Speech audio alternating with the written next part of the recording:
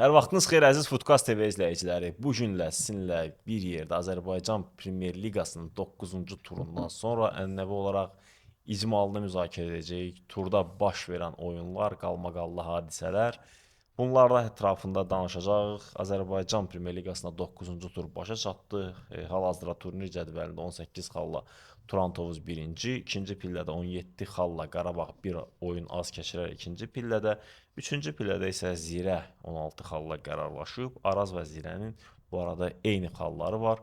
Çox maraqlı bir həftə oldu. Bu dəfə də müzakirəyə Bol mövzular var. müzakirə edəcək. Xoş Bəli. gəlmisən Rafael. Xoş gördük Ziya.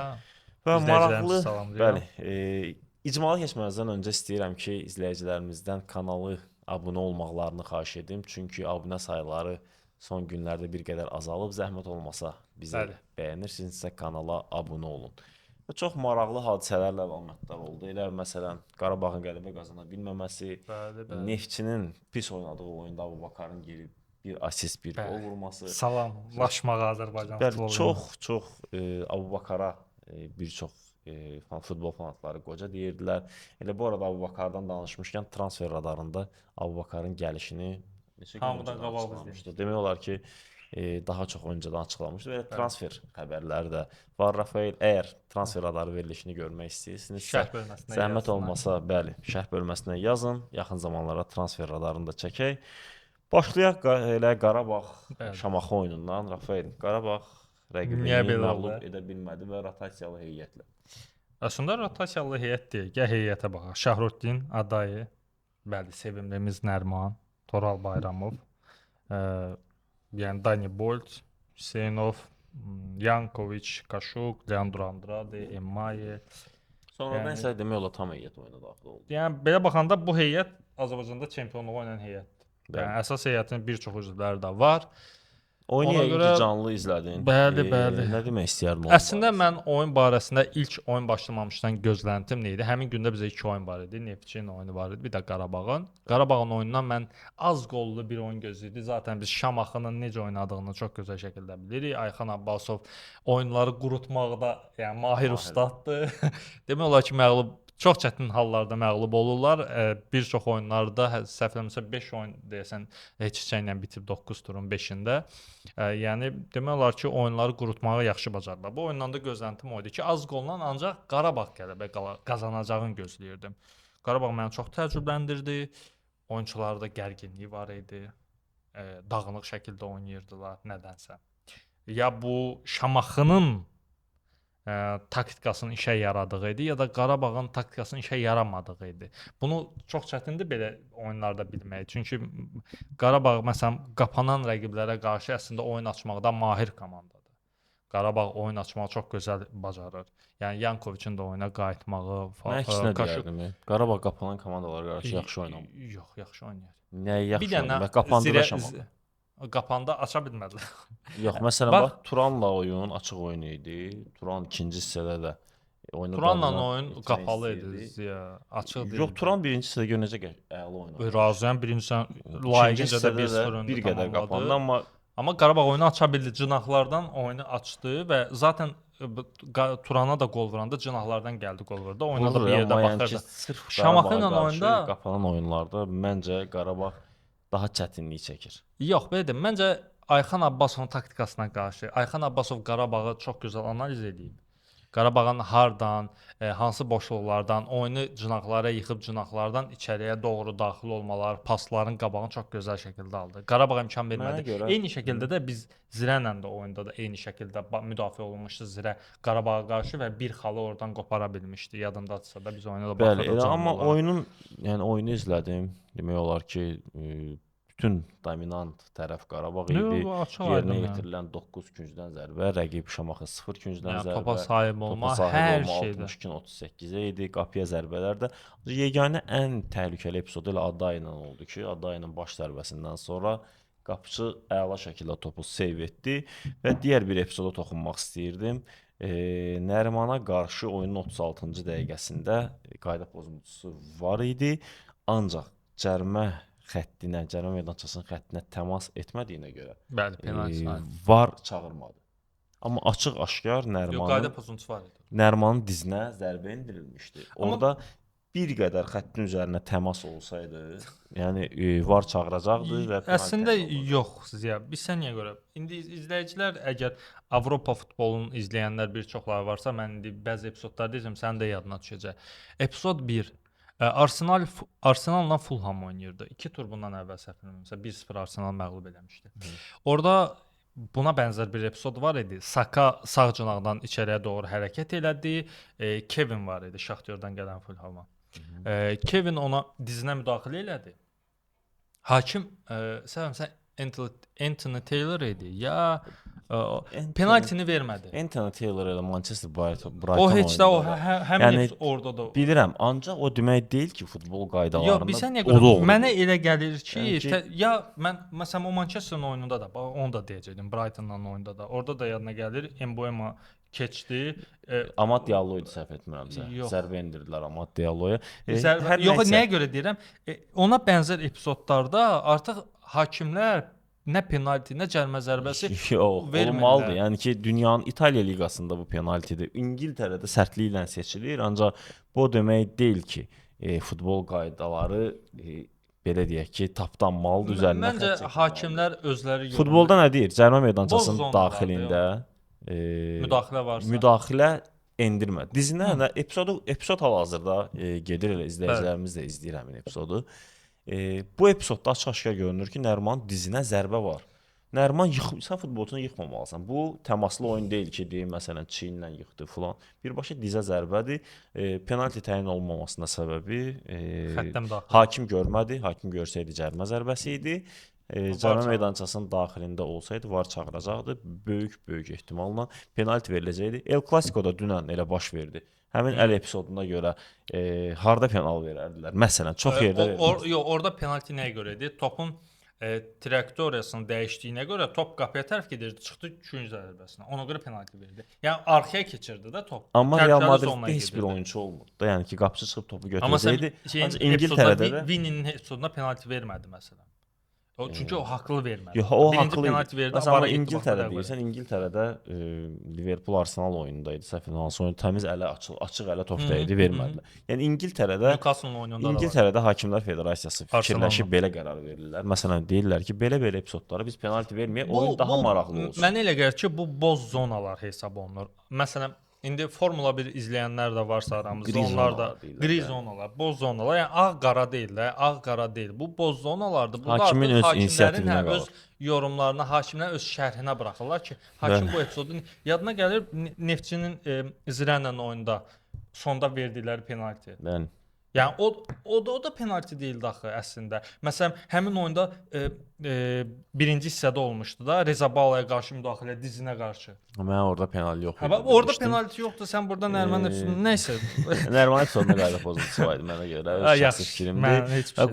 Qurbanov bir epizodda Rafael Dəli oldu da bu bəlkə olsa. əsəbləşdi. İkinci dəfə artıq 3 günün içində. Yəni belə Keçən götürəndə Cəfər- məsələn Cəfər Quliyevə fikirləşə indi- bilirik ki, adi çempionat Artıq oyunudur. Qurban- Qarabağ irəli gedə bilər. Yəni bir nəfəsə gəlib çempion olur da Qarabağ liqamızda. Ancaq Amma Qurban bu illər Qurbanovun çox çətin olacaq. Qurbanovun belə əsəbləşməyi onu göstərir ki, komanda daxilində Nə son- problem var? yox, problem heç nə yoxdur. Məncə ancaq oyunçular ola bilər ki, məsələn, Çempionlar Liqasının təsnifatları, Çempionlar Liqasının 3 ağır oyunu deyək də. Yəni Bilbaodan çox çətin səfərdən qayıtmışlar. Hansı Bilbao ki elə öz evində Xetafeyə məğlub oldu. Bəli. Yəni Xetafe 2-0 qutardı. yox 1-0. Xetafe məğlub etdi onu. Həbli qol vurdular. Qarabağda düzdür, rotasiyalı heyət çıxırdı, ancaq oyunçularda bir qədər fiziki yəni hiss olunurdu ki, çöküş deməyə yorğunluq var da. Mən yorğunluq deməzdim əslində. Yəni bu heyət bir çox oyunçusu Bilbao-la oyunda əsas heyətdə olmayıb. Nərimanı çıxmaq şərti ilə, buradan bir də Andrade'nin çıxmaq şərti ilə nəzərə alsaq ki, Andrade cəmi 50-55 dəqiqə oynamışdı da, yəni. Bunlarda Qalanlar da bu hamısı- oyunçularda da komanda daxilinə komanda dili deyilir. Mənə elə gəlir Komanda ki, daxilinə anlaşma Qarabağda bilsən nə problem ola bilər? Maksimum. Onlar biz həmişə deyirik Qarabağ ikinci heyətinə bizim liqanı çox rahat şəkildə dominasiya edir. anlaşma yoxdur ikinci. Yox, ola bilər ki, yox, o yox. Oyunçular rəhavətə qapılırlar ki, biz onsuz dacıyıq da. İnanmıram elə Başa, olma. mənə elə gəlir ki, o onun problemi idi ki, Qurban Qurbanova çox Qurban Elvin Yəni Cəfərquliyeva motivasiya əsəbləşdi. çatmır da Həm deyirsən. motivasiya Liqa məncə üçün. çatmır, çünki artıq bilirsən Çempionlar Liqinə çıxmaq ayrı bir şeydir. Oyunçular o dopamin hormonu almırlar Azərbaycan liqasına çıxanda. Başa düşdün? Adamlar belə deyək də həzz almırlar Azərbaycan liqasında yəqin oynamaqdan. Amma növbəti il Çempionlar Liqasına getmək Üçün üçün məcbur Qarabağ çempion olmalı, amma olmalıdır. bu il də liqamız həqiqətən çox maraqlı gedir. Amma nəzərə alsaq ki, elə Qarabağın bir oyunu Sabahla Sabahla. İndi olmayıb. düşün ki, Sabah və oda bilməsə udursa Sabaha. Sabahı utsa 20 xal olur, udmasa Uduzsa Sabah da olur. Sabah 18 xal olur. 18 Sabah xal Qarabağa birə. keçir. Olur ki, Turanla lider, şərikli lider. Və Qarabağ haqqında bu qədər. İkinci oyun istəyərdim elə Qəbələ Neftçi haqqında danışım. Qəbələ Neftçi oyunu çox maraqlı bir oyun keçdi. Möhtəşəm və ideal Qəbələ şəhər stadionu. Qəbələ şəhər stadionuna, yəni hər dəfə söz yoxdur. Yəni möhtəşəmdir də. Azərbaycanın Leicester City-si deyirəm Qəbələnin gedərik meydanına. bir dəfə orada vlog Mütləq çəkməyə. şəkildə getmək lazımdır. Zaten şərh. Qəbələ birinci hissədə demək olar ki, Neftçini oyun Neftçi ümumiyyətlə oyun göstərmədi. Birinci hissə Neftçinin oynadığı oyun deyil. Yəni Neftçi azarkeşləri izləyirlərsə, rəy bildirsinlər. Yəni birinci hissədə oynanılan Neftçinin oyunu nə? Kimsə razı qaldı ümumiyyətlə. Bu arada Kənan Piriç gəldiyi gündən etibarən mənə görə ən yaxşı oyununu nümayiş etdirdi ki, komandasına doğrudan xal qazandıran qapıçı oldu. Bəli, Real qollardan xilas etdi. Bir epizodda hətta qapı Sanqarin tirinə dəydi. Tirdən qayıtdı xəttin üzərinə, qayıdan topu da Kənan Piriç dəf etdi. Ondan sonra bir əla epizod var idi ki, Sanqara kəlləndən Massumonun zərbəsi ilə. O əks hücumda tutanda bəli, Massumo da zərbə endirmişdi. Yox, Massumo da müdafiəçi çıxartdı. Hə, ikinci hissədə idi Massumo.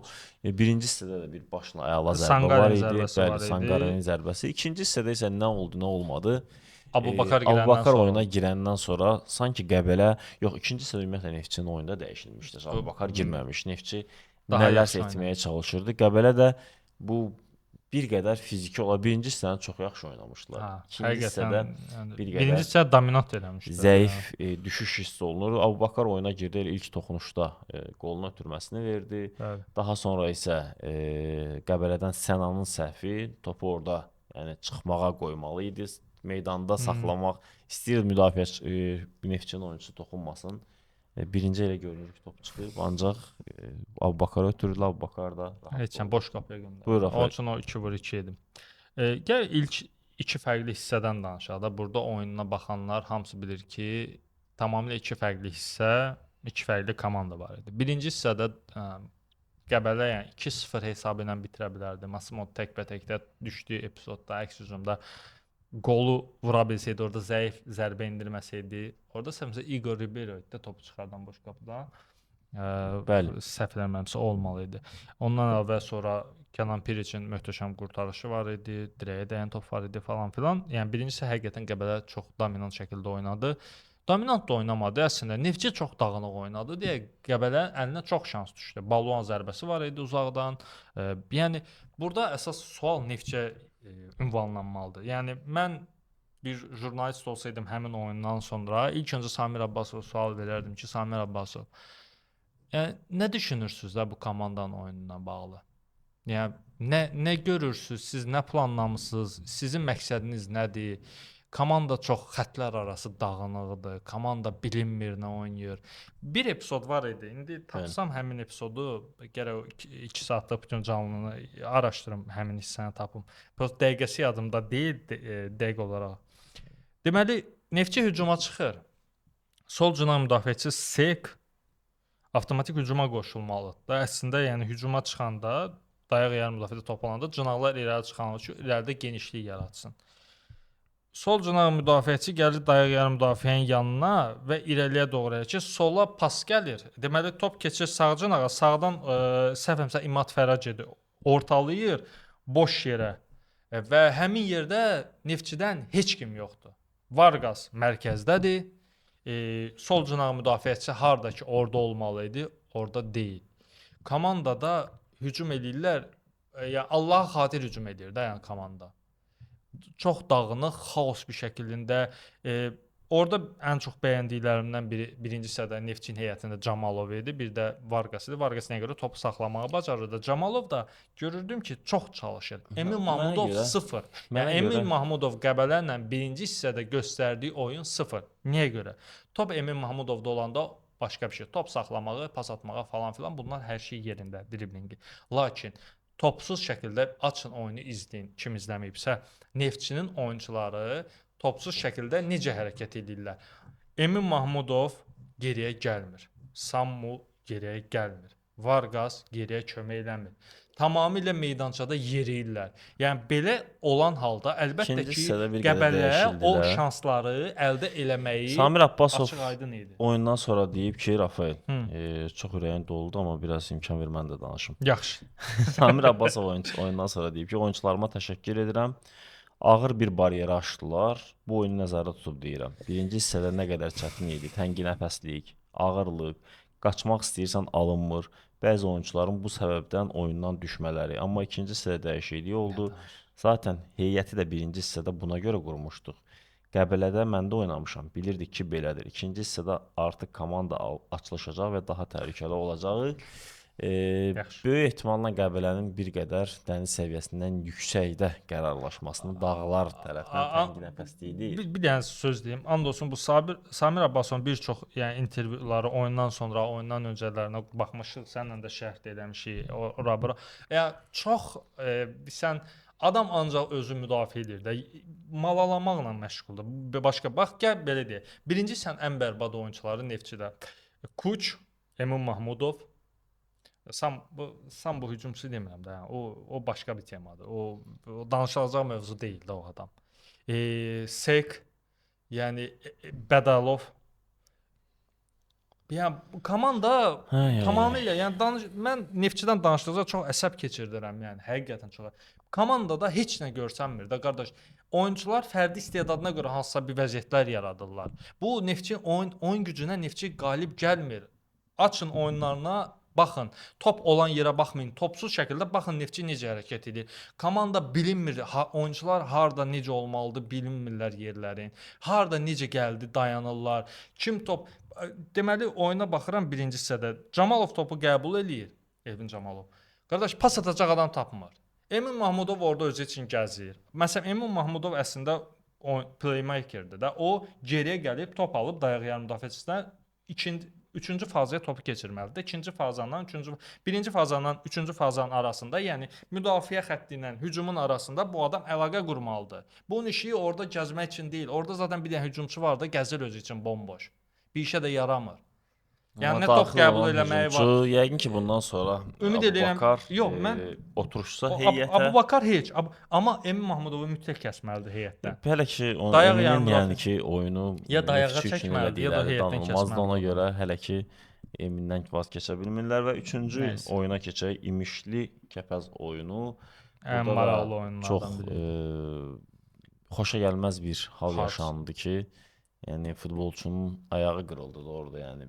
Qırılmağa heç boynu qırıla bilərdi. Çox pis düşdü o epizodda. Yəni baxanda belə adamın ürəyi ağrıyırdı. Çox pis düşdü. Ancaq ayağında səhv etmirəmsə, ayağı fırlanmış. Ayağı qırığa oxşadı, bilmirəm, yalan deməyim. Məlumat yaydılar, yəni qırıldı, qırılmadı. Yox, onunla bağlı. Hələ heç bir məlumat yayılmır, buna görə yalan məlumat vermək istəmirəm, amma epizodda görsən ki, yəni adamın karyerasını bitirərdi o epizod. Yəni sözün əsasında o yerində 360 dərəcə döndü də. Bəli. Elə istəyirsən baxım hal-hazırda. Yəni nə məlumat veriblər. Bu deməli mən Vüsal Qəmbərovla bağlı məlumat. Kəpəzlə oyunda zədələnən futbolçumuz Vüsal Qəmbərovun aşağı ətraf sümüklərində sınıq aşkarlanıb. Hadisədən dərhal sonra ona ilkin tibbi yardım göstərilib və immobilizasiya tədbirləri həyata keçirilib. Əməliyyat oktyabrın 22-si əməliyyat olacaq. Bəli. Vüsal Qəmbərova şəfalar arzu edirik inşallah. Özün bilsən də ayaq sındı, oyunçular üçün çox çətin olur. İnşallah. Qayıtmaq, bir də həmin köhnə formunu yaxalamaq çox tez sağalsın və qayıtsın futbola. Bir 6 aylıq getdi də az. Sezon bitdi. Sezon müddətindən asılıdır, bəli. Böyük sezon ehtimalla. Bitdi, gələn sezon. Və Rafael orada maraqlı bir epizod oldu ki, həmin elə Vüsal Qəmbərovun zədələndiyi epizodda Qapıçı Məmməd Hüseynovun müdaxiləsi. Bəli, qapıçıya qırmızı vərəqə verildi. Daha sonra hakimi VAR-a çağırdılar. Kamal Kamal Umudlu Umudlu, VAR-a bəli. baxdı, qayıtdı oyundan kənar vəziyyəti. Bəli, Ən çox bildirdi təəccübləndiyim və şey. daha sonra isə İmişlinin lehinə cərimə zərbəsi istifadə etdilər. Bəli. Hansı ki, orada offside verilmişdisə, Cərimə zərbəsi ləğv olunmalı idi. Kəpəz bəli istifadə etməli idi sərbəst zərbəni. Bəli. Açıqlama ver görək həmin epizodda niyə görə Kamal Umudlu qapıya cərimə zərbəsi təyin etdi? Burada iki qayda pozuntusu var. Yəni qanunla götürsək, birinci offside o 3-cü faz, 3-cü qaydaya girir. İlk öncə son ümid faulu, yəni 90-dan çıxır. bəli, rəqib komandanı qoldan məhrum etmə açıq-aşkar. Buna görə qırmızı kart verilməlidir. Bu ayrı. Orada ikinci qayda pozuntusu isə oyunçunun yəni zədələməyə, ağır, ciddi xəsarət yetirmək qayda pozuntusudur. Bu da qırmızı kartdır. Hakim gedir baxır birinci çaşır ki, bu offside var. Deməli birinci epizod qüvvədən düşür. Son ümid faulu qüvvədən düşür offside-a görə. Lakin burada üçüncü bir qayda da var. Oyuna belə deyək də qayda daxil olur söhbətə. Bu da qayda oyunçu ciddi şəkildə xəsarət yetirmək, zədələmək. Avtomatik olaraq bu ən ağır qayda pozuntusu olduğuna görə bu qayda qüvvəyə minir. Qalan iki qayda qüvvədən düşür. Yəni offside qaydası qüvvədən düşür və son ümid faulu. Və oyunun bərpasını mütləq şəkildə hakim offside-la bərpa edə bilməz. Belə qayda pozuntusunda mütləq şəkildə sonuncu bəndi qəbul elədiyinə görə onun yaratdığı şəraitdən başlamalıdır. Bir maraqlı da məqam var ki, son ildə bu epizodlar çox az rast gəlinən bir hallardır. Bəli, son dəfə elə bu epizod Türkiyədə rast gəlinir. Belə qərar Türkiyə futbolunda olub. Səhv etmirəmsə son illərdə olub. İkinci qərar isə Azərbaycan futbolunda oldu. Futbolçuların özləri təəccübləndilər. Ancaq hakim qaydaları bilir, əlbəttə ki, açıqlama da verdi. Orada biz hakimin danışığını eşitmirik də. Bəli, biz də İngiltərədə kim yoxdur. Hakim orada açıqlamalar verdi, futbolçulara izah elədi ki, bu belə çox sərt qayda pozuntusudur və bu sonuncu ümid fauluna getmir. Açıq-aşkar zədələməkdir. Ona görə mən offside-la bərpa edə bilmərəm oyunu və cərimə zərbəsi ilə bərpa olundu və 10 nəfərlə qalan Kəpəzə qarşı İmişli çox rahat bir qələbə qazandı və İmişlinin qolları da çox yaxşı alındı. Gözəl. Həqiqətən Juninho'nun qolu, Almeida, hamısı gözəl qollar da vura bilərlər. Bəzi epizodlarda bir epizod oldu səhvimsə indi yadına düşəcək. İndi burada da izləyicilər görərlər. Almeida təkbətəkə getdilər, 2-1 yaxalanmışlar müdafiədə. Özü vurmadı, pas atdı. Oyunçunun adı yadına çıxdı, Azərbaycanlı oyunçunun. Topu çox uzaq vurdu, yəni qapıdan. Bəlkə orucu deyirsən. Almeida belə baxdı ki, neynirsən sən, yəni qardaşım, özüm vurardım da, prosta sən pas atdım ki. Amma Almeida da qaçırdığı epizodlar var idi orada. İmişli həqiqətən təbrik edirik Kaskilya. Halal olsun sənə. Bizim dedi başa düşmürsən, biz də sənin dedi hələ ki başa düşmürük, amma həqiqətən gördüyün iş göz qabağındadır. İmişli hal-hazırda çempionatda 12 xal var da. Bəli, 12 xalla 8-ci pillədə qərarlaşıb, hansı ki bu xal 15 ola bilərdi ki, öz səhvlərindən, texniki səhvlərindən. Yəni yaxşı oyun nümayiş etdirir bu cür əldə olan az imkanlarla İmişli yaxşı oyun ortaya qoyur. Kəpəz də outsider idi, son turda ancaq qələbə qazanmışdı. Amma burada da qırmızı kart biraz onların tərsinə getdi də. Yəni qırmızı kart olmasaydı bəlkə də başa-baş mübarizə göstərə bilərdi Azərbağırovun komandası. Maraqlı bir məqam var ki, Karvanla Qəbələ eyni xal yığıblar, ancaq Qəbələnin göstərdiyi oyun doğrudan da yaxşı bir oyundur. Qəbələnin həm də az gol buraxır. Toparlana bilmirlər Qəbələlilər. 13 top buraxıb, 8 gol vurub, 13 top buraxıb və biz keçək çempionatımızın liderinə. Turan Tovuza. Bəli. Qurban Berdiyev. Çox danışırıq düzdür Turan Tovuzdan. Həqiqətən Karvan Turan Tovuz oyunundan. Liqada ən sıxıcı futbol oynayan komandalardan biridir. Lakin ən yaxşı nəticə verən komandalardan biridir. Gol buraxdı. Birinci hissə 0-0 hesabı ilə başa çatdı, ancaq gol buraxdıqdan sonra dərhal sonra toparlandılar və İspan futbolçuları, bəli, Serrano və Olabi belə deyək ki, oyunu Turanlıq xeyrinə Olabi Balodan yaxşı gedir. Olabi Turanlıq xeyrinə dəyişdi vəziyyəti. 7 dəqiqənin içində 2 gol. 1-2 hesabı ilə Turan qalib gəldi. Ancaq Turan təsəvvür et ki, Rafael, Buradan Qarabağı da məğlub etsəydi, artıq xallarını çartdırırdı 21-ə. 21-ə və Qarabağın da Qarabağla xalı fərq olurdu olacaqdı. 14. E, 7 xalla fərq olurdu. Bəli, 13 xal Qarabağda olacaqdı, 21, 14 xal Qarabağda 14 olurdu. xal, 27 7 xal xal fərq olurdu, lakin Qarabağın bir Və oynayanda ehtiyatı var idi. var idi. Ancaq Açıq-aşkar çempionluq oynayacaqdı. Turan məncə Qurbanberdiyev hiss edir ki, Qarabağla çətin bacarsın və yerdə qalan Bütün oyunları da oyunlardan bilsə çempion olacaq. maksimal şəkildə yararlanmağa çalışacaq. Düzdür, burada zəif komandalar yoxdur, Qardaş, ancaq Qarabağ xal itirəcək, bundan sonra da itirəcək. Bax, liqanın turnir cədvəli indi burada siz görəcəksiniz mərkəzdə. Liqamızda əslində çox maraqlı liqa gedir. Fikir versəniz ya. Yəni komandalar bir-birinə yaxındır. Hər bir komanda bir-birindən xal 6-cı yer arasında cəmi 4 xal fərq var. 7-ci yerdən cəmi 6 xal fərq var, yəni Neftçi ilə. Və Abubakardan sonra Neftçi toparlansa belə Neftçi də yəni bir çoxundan xal alacaq, Neftçi üzü yuxarı qalxacaq. Çünki Neftçi cəmi bir oyun məğlub olub. Neftçi 5 oyunda bir oyun məğlub olub. 3 heçəsə 2 qələbə var. Yox, 2 qələbə. Yox, 4 son 5 oyundan deyirəm. Hə, son 5 2 qələbə, 6 heçəsə, 1 məğlubiyyət. Bu qədər heçəsə eləmək olmazdı. Yəni ki, gol vura bilmədiyini edirdi.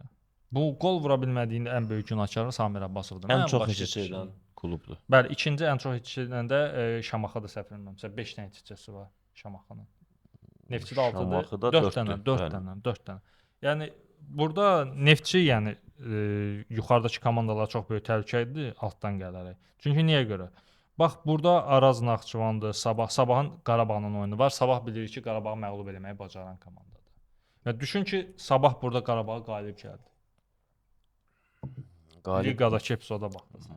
Maraqlı bir vəziyyət yaranacaq. Çox maraqlı bir vəziyyət. Bu illəri bəlkə də çempion dəyişə bilər. Turan Karvandan da biraz özünə danışır. Gözlərindən qələbə idi əslində. Berdiyev gözləyir ki, yəni sakit fikir verirsənsə, böyük əks-sada rezonans yaratmırlar ki, Turan birinci yerdə. Turan tərəfi özü də bunu istəmir. Hə. Çünki eyfariyaya qapılıb, eyfariyaya yatmış divid oyatmaq istəmirlər. Qarabağ saksız işin gəlir. Qarabağın kim nə deyir desin, Qarabağın hal-hazırda bütün fikri zikri Çempionlar Liqasındadır ki, yaxşı başladığımız Çempionlar Liqasını yaxşı bitirmək istəyirik. Hal-hazırda Qarabağ yəni yuxarı pillələrdə qərarlaşıb yenə də. Ona görə növbəti oyun Chelsea-ləndir Bakıda. Chelsea də bərbad gündədir. Sunderland-da məğlub oldular son oyunda. Ancaq Turanın şansları mən elə çempionat başlamamışdan da demişdim ki, bu il mənə görə favoritlərdən biri. Mənim üçün əsas favorit Sabah idi Qarabağdan başqa. Yəni Sabahda elə keçək istəyirəm. Sabah Araz Naxçıvan oyunundan çox təəccübləndirən oyundu. Yəni 2-2-lik bərabərlik qeydə alındı. Araz Naxçıvan Sabah oyunudur. 2-4 dəqiqənin içində hər iki komanda başla zərbələrdən fərqləndilər. Arazın 2 qolu standartdan oldu. Elə şeyin də Sabahın da 2 qolu. Ümumi deyirəm. 54-cü dəqiqədə Solvet hesab açdı. 58-ci dəqiqədə Paro hesabı 1-1 etdi. Sonra Mikels penaltidən vurdu. Və Mikels penaltidən fərqləndi. Hansı ki o epizodda da top futbolçunun əlinə toxunmuşdu və 5 dəqiqə artırıldı oyuna, zədələnmə oldu Sabahın heyətində və oyun 90+8-ci dəqiqəyə qədər uzandı.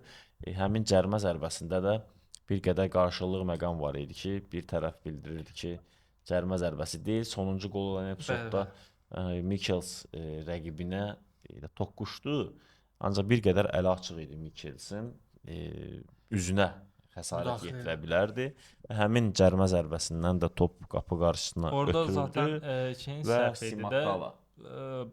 Sabahın oyunçusunun səhv idi. Topu atdı Simakalanın önünə. Hə, Simakalan qoldan sonra sevincinə baxdım.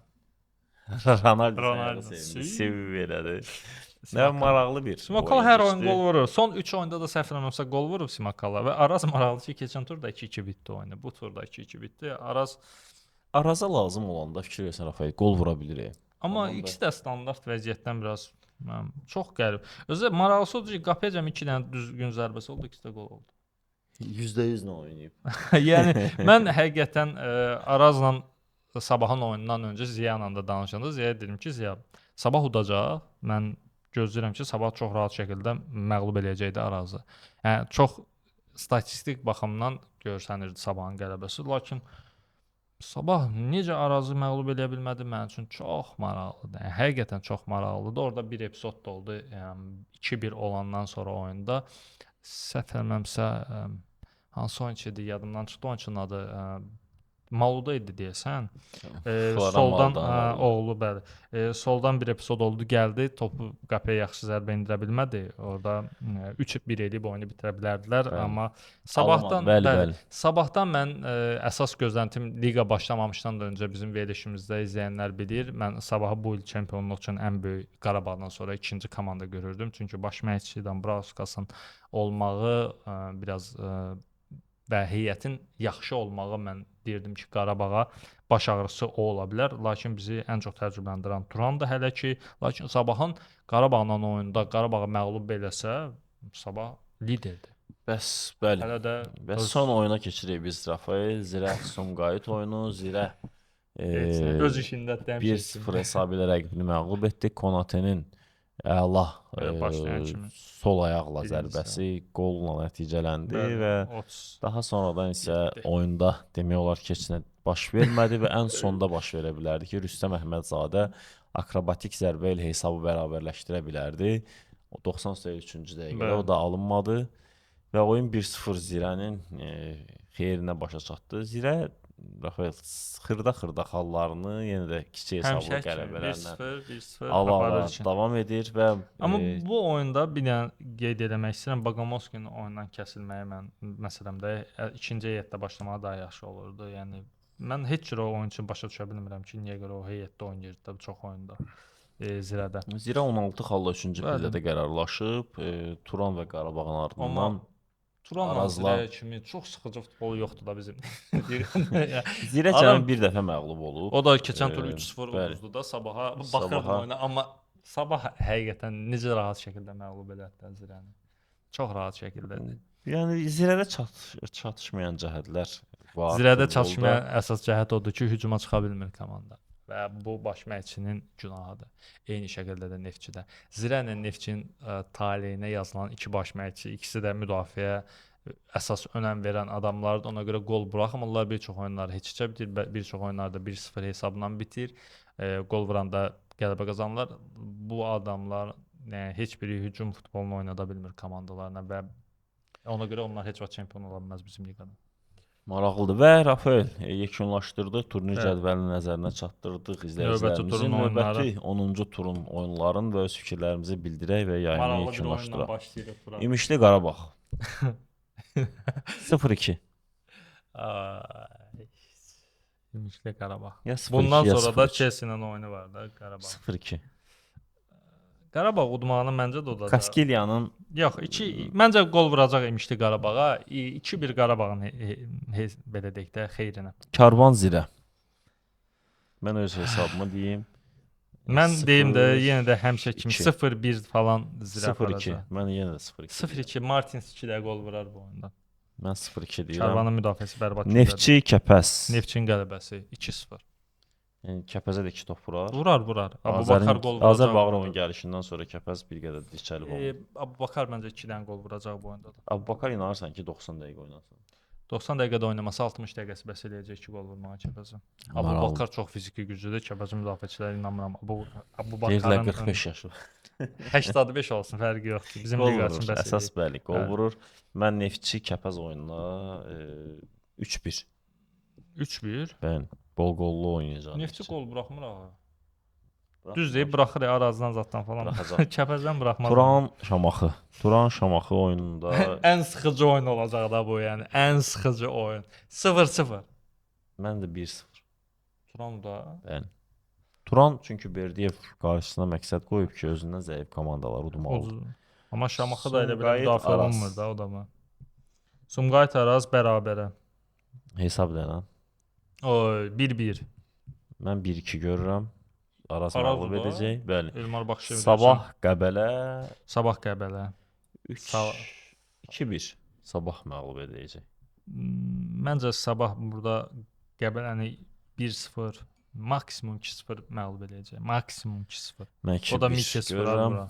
Bəli, biz Azərbaycan çempionatının 9-cu turunun icmalını sizinlə bir yerdə müzakirə etdik. Rəy bölməsində öz rəylərinizi, fikirlərinizi qeyd edə bilərsiniz. Kanala abunə Mütləq olub, şəkildə.